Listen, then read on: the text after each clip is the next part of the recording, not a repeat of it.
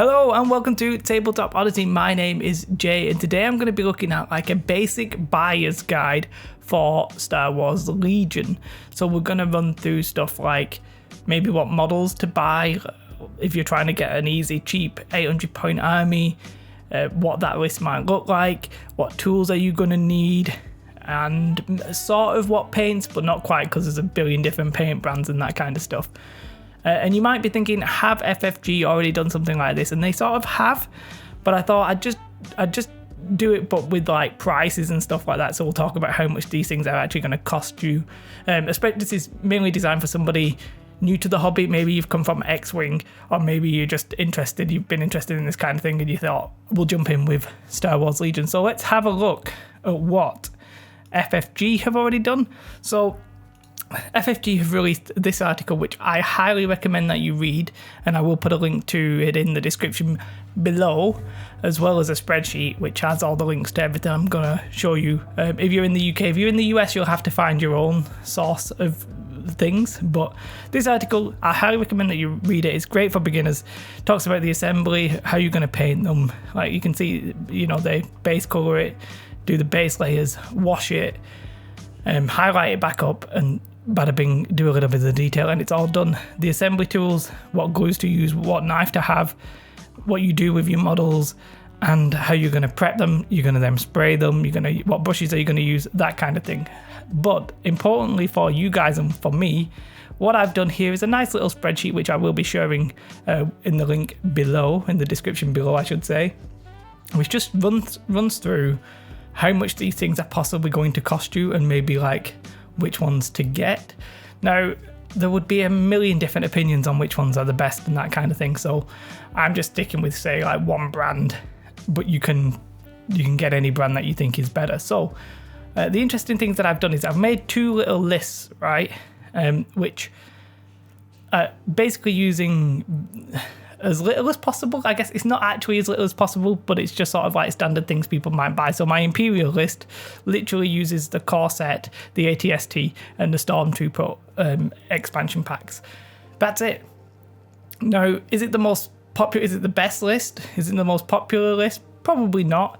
Is it the most gaming list? No, but it's cheap and cheerful, and it'll do a job. The link is here if you want to click it. So you can see this is the Imperial list that I've gone with.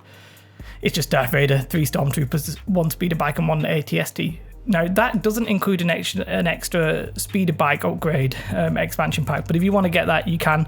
Those are the prices which I've sort of had a look around for. The USD ones are from Miniature Market, the British ones are from Element Games. All of these links are my personal referral links, so if you do use them, I will get like commission basically, so just keep that in mind. Keep in mind that also you might think that might have tainted me. I don't think it has, but it's better to be full disclosure than to try and mislead you. I'd rather you just know that from the off. But you can basically get the info, like an 800 point Imperial list, for £132, $142. That's all right. That's I'm pretty happy with that. And for the Rebel set, a little bit more expensive because we have to get one of each upgrade to do that list. It actually ends up coming to £137. So you can check out those lists. Maybe play around with what you think's the best if that's the way you're going to go. But if you're a beginner, then just getting one of everything will do nicely, whether or not you get extra speeder bike or not. Right, as of right now, I would say don't get the extra speeder bike. I'd just say get the ATST and the Stormtroopers, and you've got a legal, decent-ish army. But that's up to you. So those are the lists. Those are how much the models would cost. What about your equipment?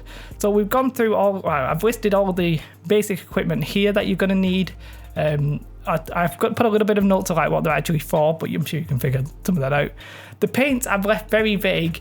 I'm personally going to be using Citadel GW paints, but a lot of people use Army Painter paints. In fact, I've put a link to 2 tutorials from Spiky Bits, because they don't seem to use that many paints in them. They're very they say for beginners, so they are basic. They don't use that many paints, and they're using Army Painter paints. So keep in mind, there's several high quality paint manufacturers, and I wouldn't want to try and tell you one's better than the other. But let's just go through the equipment. I'm not necessarily sure these are in order, but you're gonna need, we don't need that top banner. We're gonna need a hobby knife, right? So when your models come, you're gonna have little mold lines on them. I can't exactly show you. I don't know. I picked up this miniature, but basically a mold is generally like a 2-part mold. When they're separated, there's a little bit of, they call it flash or mold lines. It's perfectly natural, especially in this kind of the way they're doing with the resin. So all you're going to do is you're going to take your knife and you're just going to scrape the mold lines off. I mean, they show that in the article better than I can describe it now. You can see there he's scraping off the mold lines, pretty much using this exact knife, I think, because FFG have in the past linked up with Army Painter before, which is one reason I'm using them as an example. Next thing, super glue. So it's resin that they're using, and you might be like, they call it, sometimes it gets called resin plastic. It's not plastic in the GW sense, where something like, no, I don't have it on hand, but plastic cement or plastic glue basically melts the plastic and it merges them together. This isn't that. This is like a resin that, it's a resin plastic, I guess, but it doesn't work with plastic glue. You pretty much need super glue. PVA is not used for your miniatures. PVA wood glue, no, super glue. Some people will say Gorilla super glue is alright, or they'll use like a gel super glue. This is just a Army Painter standard super glue. To paint your miniatures, you're obviously going to need some brushes. This starter set from Army Painter, yeah, it's fine. Brushes can get very expensive if you start getting like Kalinsky or Rosemary and Co or whatever the hell brushes, you know, they start racking up if you're a quality painter. I think if you're a beginner, something like this set's going to be fine. You'll have a small brush, a medium brush, and then like a dry brush. Fine, you know, you're not really going to go too far wrong. Try and look after your brushes. That would be the secondary tip. I've missed out something here. I've not got, oh no, we've got it there. So you will probably need some PVA, because on the base of your miniatures, you're going to want to have, you can leave them blank, but a lot of people will decorate them in the style of some sort of terrain. Now, these materials aren't for terrain as a whole. If you're going to do terrain, I'd recommend getting a big bottle of super glue from your hardware store. If you're just doing your miniatures and you're not doing terrain, then a small little bottle like this is more than fine. But you're going to decorate them up. So what generally you'll put your PVA down, then you'll cover it in sand, and then you can either paint it as sand if you want to get a yellow painty kind of thing and dry brush it over, or you'll maybe paint it as dirt and do brown. Whatever it is, you're then probably going to need something to decorate your base, which I've put here swamp tufts. You could, if you really wanted to, get like static grass. You could even do like a snow flock if you want to do hoth or whatever. I'd just have a think about what kind of basing you want, and then it's not that hard to try and like look up different kinds of tutorials on how to do that kind of thing. It's actually fairly simple in that regard. So that's it for the equipment. I've got the equipment I think you'll need probably about £30, $37. Yeah, you can probably get it cheaper. For example, I've put here Citadel Sand. Citadel Sand, GW stuff, when it comes to hobby materials, generally quite expensive. I would not get like the GW knife. The GW knife or something's like $27 or what have you. I also probably wouldn't get the Citadel Sand. Maybe look at it on eBay or something. Not Citadel Sand, like just generic branded sand. You can, if you really want loads of sand, get a big bag from like for a kids' playground kind of thing. But who needs that much in your house? Unless you're doing terrain, I wouldn't do that. So just keep in mind, you can sort of cut corners probably with the sand and maybe the fork, but everything else, the Army Painter stuff are pretty damn decent for their prices anyway. But that's the materials, like the equipment done, essentially. Well, it's the essential equipment, I guess you could say. Yeah, I'm sure like maybe eventually clippers will be useful, maybe a file, maybe even some green stuff. So when this is a fully assembled miniature, like it comes assembled, but sometimes when you glue stuff together there can be little holes. Maybe you want some green stuff. Green stuff is basically a 2-part putty kind of thing that you mix together, and you can just use it to fill in the crevices so that there are no weird cracks. I've not included that.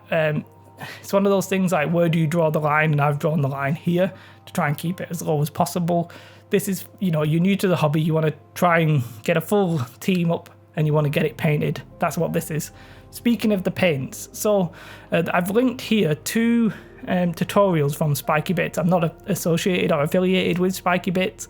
I just liked these in the sense that they don't use that many paints. They keep everything pretty simple. It's just a couple of it's literally it's sort of like a more expanded version of this. It's literally, this is your painting guide. It's like spray brown, put in your colours, do a wash. Now that's either these you could use a brown wash. For the Stormtroopers you could use a black wash. Just highlight it up with the colours again, and maybe do like your fine details like your eyes or whatever you. That's basically what the Spiky Bits ones are. They prime it black, prime it white, and I didn't speak about priming it, but the white primer or the black primer is basically a spray that you spray on your models before you paint them. Now you should give them a wash as well before you paint them, because sometimes they have like a releasing agent on them or something like that. But you're going to spray them maybe like 15-20 centimeters away. Follow the instructions on the can. You can get army painter sprays, GW sprays, whatever you. You sort of need that because it helps the paint stick to the models when you are actually painting them. Otherwise it's an absolute pain in the bum and things come off very easily. And then once you've painted it all, I haven't included this, but again, it's an optional thing. You could get like a matte varnish, which is basically going to seal everything in, so you can't like scrape, you can't accidentally rub off your paint. I don't think that's necessarily a requirement, especially for beginners, but just keep that in mind. Basically, if you want to prolong your work, if you're a beginner, I would suggest maybe not, because you might at some point think, I can do better, and you might want to like go back and maybe scrape off get the paint off. We'll talk about that another time, and just start again. So we're not going to talk about matte varnish right now. All in all though, I reckon you can probably get all of the paints you need, maybe for about 30 quid, $30. You're not going to have like a wide breadth of options. For example, there's no blues in this, there's no greens unless you're buying it for your lightsaber. And I do recommend that you only pick one faction if you're trying to save money. Like, don't try and build both. Building both will probably cost you quite a bit. Ideally, you could share like a core set with your friend, that kind of thing. But there are ways to try and save money. Like, for example, I just mentioned this, but if you and a friend both get a core set, and you're like, well, he's going to have the Rebels and I'm going to have the Imperials, you've got like 4 units of Stormtroopers or whatever, do you know what I mean? So there are ways of trying to save money. This is just if you're one person, you want to buy everything you need, you're new to the hobby, this is sort of how much it's going to cost you. And there's a slight difference between the Imperials and the Rebels. Basically, I calculate it to be about £190 UK if you're starting from scratch. If you've already got some of the materials, then this doesn't necessarily apply. Dollars wise, it's a little bit more variable on the dollars. I'm not 100% sure why. It's because I didn't change the dollar on the core set there, sorry, put in the wrong amount. So it is actually about $210. So is that good? Is that bad for you? I don't know, only you can really answer that. I just wanted to say, like, if you want to get into this is how much it's going to cost. These are the kind of things you should buy, or you should buy, let's just say it like that. The links are going to be in the description. So I'm not going to link to every single like Element Games thing. What I'm going to do is link you to my spreadsheet. The spreadsheet is going to have, well, it's going to be exactly this with a read-only version of it. You can make a copy for yourself if you want to. And let me know your thoughts. As I said, this is only really for beginners. If there are any changes to this, do check the top pinned comment. If I've missed something out, like, essentially, I'll make a top pinned comment and I'll keep it up to date with everything that you need. I'll also put that in the description if I've missed anything, but I don't think so. So yeah, I wasn't gonna, when FFG released their article, I was like, I'm not gonna make this video anymore. They've sort of covered the bases, but I thought, well, there's a lot of things for sale. There's starter sets and that kind of thing, and I don't necessarily think a starter set's going to be that great at the minute because FFG haven't partnered with Army Painter, so they've not got anything specifically tailored to each race or faction kind of thing. So for now, I think you're probably better just buying your paints individually.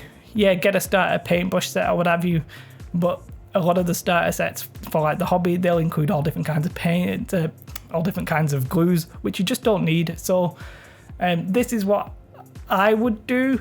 Let me know your thoughts. If this helps you, then great. If you do live in the UK and you click the Element Games link, I said that does directly support me. If that's something you want to do. If it's something you don't want to do, then make sure not to click the links because it will support me. So just be aware of that as well. But I think that's everything. As I said, I'll keep everything up to date. If I'll even probably amend the spreadsheet if something drastic changes or what have you. But for me, that's everything. Do like, subscribe. I've got a Patreon and all that kind of all that kind of jazz. Got to be careful what I say there. Other than that, guys, have a most beautiful day and goodbye. Bye, guys.